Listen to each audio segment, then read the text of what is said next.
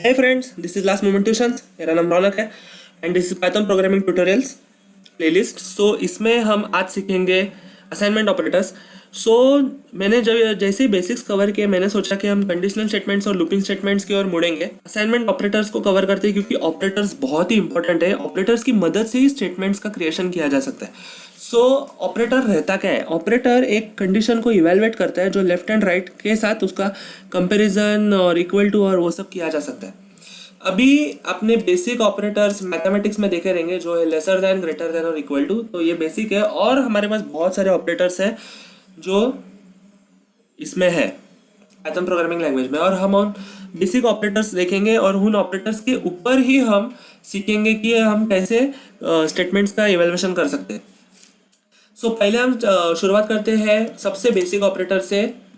Okay, which is lesser than. So 10 laser than 11 वो ज़रूर है. 10 छोटा है तो वो ट्रू देगा. अगर मैंने ये कंडीशन फॉल्स दी तो फॉल्स देता है because 10 is not greater than 10 is not lesser than 9. Okay, इसी तरह हमारे पास ग्रेटर देन ऑपरेटर है. सो 10 ग्रेटर देन 9 और वो ट्रू देगा. इक्वल टू के बारे में आपने देखा रहेगा तो 10 इक्वल टू 10. ओके, तो देखते हैं हमारे पास क्या है. इसका एरर आएगा पर मैं आपको दिखाऊंगा. तो ये बता रहा है कांट असाइन टू लिटरल. अभी आपने देखा वेरिएबल डिक्लेरेशन. वेरिएबल डिक्लेरेशन में हमने क्या किया, हमने एक यूजर डिफाइंड वेरिएबल लिया which is equal to any value. Okay, अभी अगर मैं यहाँ पे a इज इक्वल टू 10 करूंगा तो ये a को असाइन हो गया है. ओके, तो ये जो सिंगल इक्वल टू है it is used for assigning.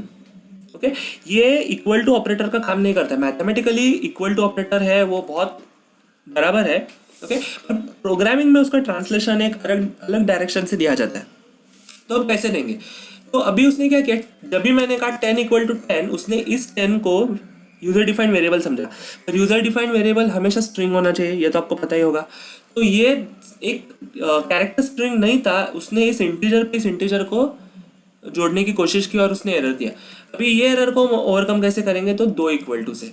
Okay, 10 equal to 10 तो ये ट्रू देगा. अगर मैंने लिखा 10 इक्वल टू 11 तो ये फॉल्स देगा. ओके, यानी कि इक्वल टू मतलब लेफ्ट एंड राइट का कंडीशन है वो इवैल्यूएशन के बाद बराबर आना चाहिए. अभी अगर आपने प्रोग्रामिंग की है बहुत टाइम से कोई दूसरे लैंग्वेज में यानी कि सी, जावा, सीपीपी, तो आपने एम्परसेंड जिसे कहते हैं एंड ऑपरेटर और ऑपरेटर के बारे में सुना रहेगा. तो इसका डेप्रिकेशन हो गया पाइथन में. तो इसका जो है वो असाइनमेंट ऑपरेटर्स में चेंजेस आ गए तो मैं आपको वो सिखाता हूँ. तो एम्परसेंड बेसिकली क्या करता है, पहले मैं आपको एक कंडीशन इवेलुएट करके दिखाता हूँ. So ampersand and 10 is let's say lesser than 11. So दोनों कंडीशन ट्रू है. तो ये एम्परसेंड यानी एंड ऑपरेटर क्या करता है, लेफ्ट एंड राइट का कंडीशंस को इवेलुएट करेगा. सो यहाँ पे लेफ्ट में एक ऑपरेशन है और राइट में एक ऑपरेशन है, पूरा का पूरा ऑपरेशन है. तो एंड ऑपरेटर मतलब क्या, this operation and this operation. तो दोनों का दोनों ऑपरेशंस ट्रू होना चाहिए तभी ही वो इवेलुएट होता है. एंड ऑपरेटर है, this operation should be true and this operation should be true, then only it will be evaluated. अभी आपको एरर देगा क्योंकि इसका डिप्रिकेशन हो गया है. तो अभी हम देखेंगे जो मतलब ओरिजिनल पाइथन के लिए डेवलप किया गया था वो था ये एंड ऑपरेटर. सो ये नॉर्मल एंड ही, इंग्लिश का एंड है, इसमें कुछ नहीं है. ओके, और 10 लेस देन 11 तो ट्रू देगा. अभी अगर मैंने यहाँ पे चेंजेस कर दिए, ओके, तो मैंने लेट्स से एक फॉल्स कंडीशन को इवेलुएट किया तो फॉल्स देगा. एंड ऑपरेटर की खासियत यही है कि उसको दोनों के दोनों जो ऑपरेशंस है वो बराबर होने चाहिए तभी वो इवेलुएट होता है. अभी हम देखेंगे और ऑपरेटर. तो और operator let's say equal to 10 और 10 इज लेस देन 9.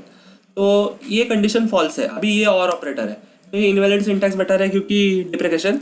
तो अभी 10 इज इक्वल टू 10 और नॉर्मल इंग्लिश का और है. ओके, 10 लेस देन 9 तो ट्रू बताएगा.